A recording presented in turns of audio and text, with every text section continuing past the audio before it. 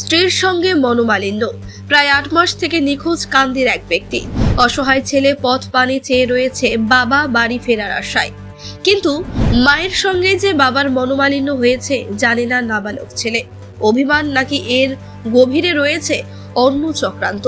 স্ত্রীর কথাতে উঠে আসছে একাধিক রহস্য। সবচেয়ে গুরুত্বপূর্ণ বিষয় হলো স্ত্রীর অবৈধ সম্পর্ক থাকার মারাত্মক অভিযোগ তুলেছে পরিবার।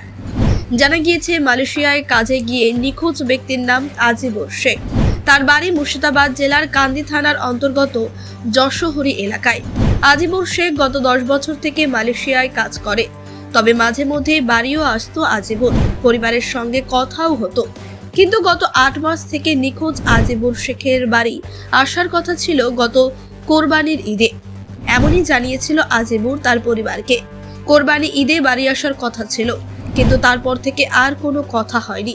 তাহলে কি আজিবুর বাড়ি চলে এসেছে? আর বাড়ি এলে কোথায় আছে? চিন্তায় পরিবার। নিখোঁজ আজিবুরের মা জানান, আজিবুরের স্ত্রী ফরিদা বিবির অন্য পরপুরুষের সঙ্গে অবৈধ সম্পর্ক থাকার জন্য স্ত্রীর সঙ্গে মনোমালিন্য ছিল আজিবুরের। এ বিষয়ে আজিবুর তার ভাবিকে জানিয়েছিল। কোরবানিতে বাড়ি ফিরে তার স্ত্রী ফরিদা বিবিকে তিনি ডিভোর্স দেবে। কারণ আজিবুর শেখের বিয়ের প্রথম থেকেই কিছুটা দিন ভালো চললেও তারপর থেকেই সংসারে লেগে থাকতো অশান্তি। সেই কারণেই তিনি অভিমান করে বাড়ি ছেড়ে দেশের বাইরে কাজে গিয়েছিলেন। কিন্তু গত 8 মাস থেকে তার কোনো খোঁজ পাওয়া যায়নি বলে চিন্তায় পরিবার। যদিও এ বিষয়ে তার স্ত্রী ফরিদা বিবি কিছু বলতে চান না। তিনি বলেন, আমার স্বামী নিখোঁজ, তাতে আমার কিছু করার নেই। ভিডিও আপনারা সকলে শেয়ার করে সবার কাছে ছড়িয়ে দিন। নিখোঁজ আজিবুর যেখানেই থাকুক তিনি যেন বাড়ি ফিরে আসে। চেতনা নিউজের পক্ষ থেকে এমনটাই কামনা করি। আপনার ছেলে কোথায় গেছে? আমার ছেলে গেছে মালয়েশিয়া। মালয়েশিয়া কতদিন মানে মাঝে কবার এসেছিল? মাঝে 3 বছরের মধ্যে একবার চলে যাওয়ার ছুটিতে এসেছিল। 3 বছর কাজ করে এসেছিল? 3 বছর কাজ করে এসেছিল আমার ছেলেতে। তারপর 3 বছর কাজ করে এসে বেটা আবার চলে গেছে। চলে যাওয়ার পর আর বেটা ফেরেনি। কতদিন আগে গেছে? 8 বছর 7 বছর? 7 বছরে ধরো। 7 বছর আগে গেছে। হ্যাঁ, 7 বছর থেকে আপনাদের সাথে কথা হতো মাঝে মধ্যে? 7 বছরে আগেও আমার সাথে কথা হইতো না, বউ মায়ের সাথে কথা হইতো। বৌমা কোনো লটাফটে একটু করলো, করে লটাফটে করে মনে করো বউকে টাকা পয়সা দেয়া কিছুদিন বন্ধ করে দিয়েছিল।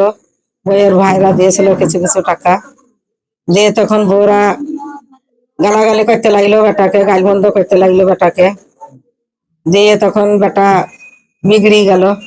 বিগড়ে যাওয়ার পর বেটা আবার আমার দেওরের বেটারা, জায়ের বউরা, আমার বেটারা ঘুরে আবার টাকা পয়সা দেওয়া করাইলো। আমার নামে দিয়েছিল 60,000 টাকা।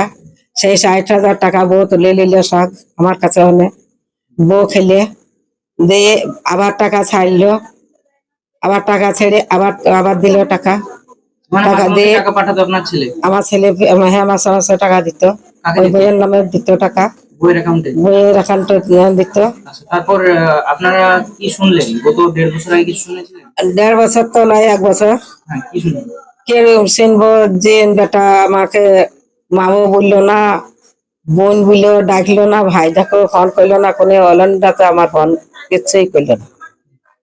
আমার ছেলে দুটোকে তাও আমার খেতে দিল না, আমার সুরাকে তাও আমাকে দিল না। আমি মেলা দুঃখের বেটা মানুষ ছেলেকে নাকি করেছিলাম। কারা ধরেছিল? ছেলেকে ধরেছিল আমি তো বুঝতে পারছি না, বউ বুঝতে পারবে বেটা। আমার সাথে অত কথা হয়তো না, আমার ছোট মোবাইল, আমার সাথে আমাকে ফোনে কথা বলতো না বেটা। বেটা বলতো না, বউকে ফোন করতো, সেইটা আমি কানে পড়তো, সেইটা আমি শুনতাম। বউকে আমি শোধাই নিয়ে যে কি কে ফোন করলো কি বললো, আমি কোনো বউকে আমি আপনার শোধাই। ছেলেকে নাকি ওখানে মালয়েশিয়াতে 1.5 বছর আগে ধরেছিল বা কেউ টাকা চেয়েছিল, এরকম কিছু শুনেছেন? সেটা আমি শুনিনি তো বলছেন, আমি শুনিনি। আপনার কাছ থেকে টাকা চেয়েছিল কেউ? আমাকে আমার ওই ছেলে চাইলো 1 বছর আগে 20,000 টাকা, 20,000 টাকা। 20,000 টাকা নেওয়ার পর তখন আবার বউকে 50,000 টাকা চেয়েছিল। বউ শোধ করে এনে দিয়েছিল টাকা। সব মিলে কত দিয়েছিল? 70,000 টাকা। 70,000 দিয়েছিল? 70,000। তারপর আপনার সাথে যোগাযোগ শেষ কথা কবে হয়েছে? শেষ কথা মনে করো রোজায় মনে হয় হবে। আচ্ছা, রোজাতে রোজাতে তারপর আর কথা হয়নি আর আমার সাথে আর কোনো কথাই হয়নি আমার আপনার বাড়ির লোকের সাথে? আমার সঙ্গে শেষবার কথা হয়েছিল আমাদের এখানে 15টা রোজা, তখনই কথা হয়েছিল যে তোমার বউ এখানে ঝামেলা করছে, যে কেস করব, মামলা করব, আমার ফায়সালা করে দাও, এসব বলছিল বাড়িতে। তার জন্য আমি ফোন করেছিলাম যে ভাই তোমার বউ এরকম ভাবে কথা বলছি, তা আমরা তো আপন আপন সংসার। এবার আমাদের শ্বশুর মশাই অনেকদিন আগেই মারা গেছে, উনি তো নাই, তাহলে অন্য অন্য ভাইরা পড়াশোনাও করেনি, বাইরে খেটে আপন আপন মেয়ে ছেলে নিয়ে করে ধরে খেয়েছে। ভাই তা তুমি তোমার স্ত্রীর লুবা না কি করবা সেটা তোমাকে তো বাড়ি আসতে হবে।